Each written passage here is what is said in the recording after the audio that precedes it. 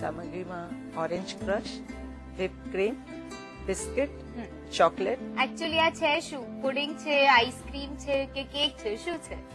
Pudding છે. Start કરી દો. સૌથી પહેલા તો આપણે ઓરેન્જ ક્રશ છે એને સ્પ્રેડ કરી લઈશું.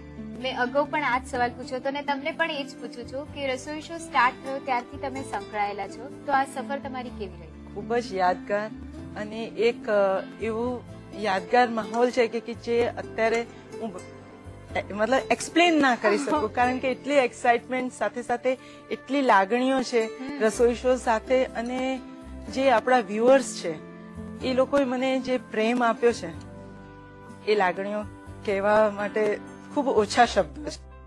ઓરેન્જ બિસ્કિટ્સ છે એને નીચે લાઈન કરી દઈશું. ઓકે. હા, આપણે ફરીથી થોડું ઈશા ઓરેન્જ ક્રશ ઉપર લઈ અને પછી બિસ્કિટનો કચરા જેવો ભૂકો કરી અને આખું એક લેયર કરી દઈશું. કામિનીબેન, રસોઈ શોએ તમને શું આપ્યું છે એ તો તમે કહી જ દીધું છે, પણ રસોઈ શોને જ્યારે નવી ને નવી વાનગીઓ સતત પીરસવાની હોય છે ત્યારે કેટલું હોમવર્ક કરવું પડે છે? ખાસ તો ઈશા એક મારા નામ સાથે એવું જોડાયું છે કે તમે ટ્રેડિશનલ ઓથેન્ટિક વાનગીઓ બતાવો છો.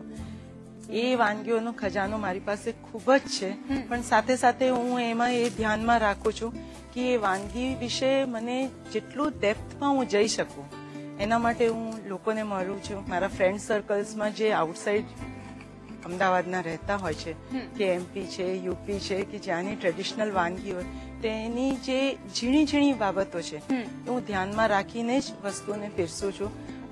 હવે આના ઉપર આપણે વ્હાઈટ ચોકલેટનું લેયર કરવાનું છે. એના માટે આપણે ચોકલેટ મેલ્ટ કરી લઈશું.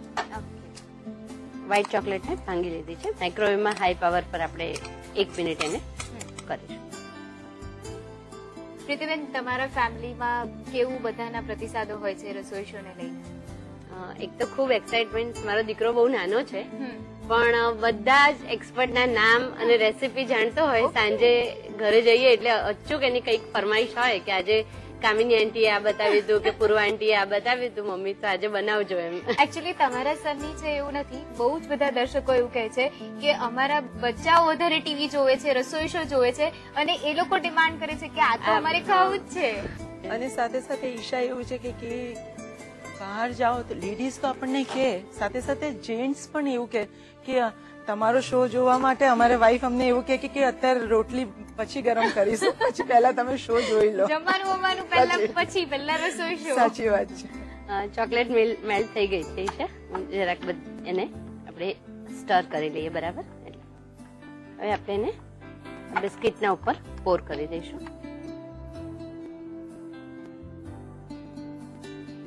ઈશા, whip ક્રીમ છે એની અંદર થોડું ઓરેન્જ કલર અને ઓરેન્જ એસેન્સ મિક્સ કર્યું છે, એ હવે એને સ્પ્રેડ કરીશું.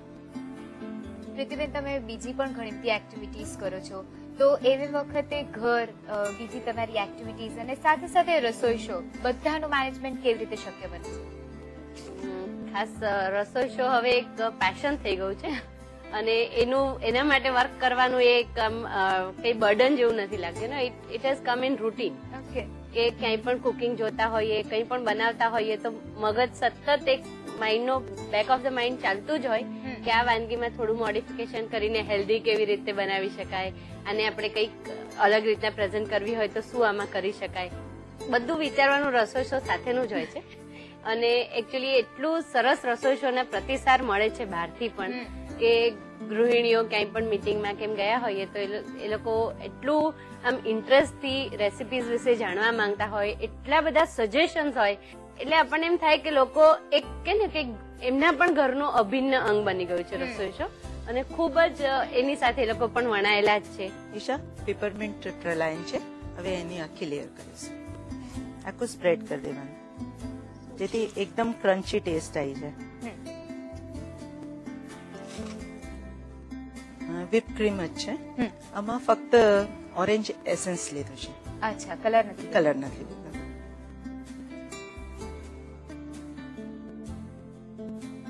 ઈશા, ઓરેન્જ સેગમેન્ટને ઓરેન્જ ક્રશ સાથે આપણે મિક્સ કરીશું. પણ એ હમણાં નથી કરતા ભાઈ, બ્રેક નો ટાઈમ થઈ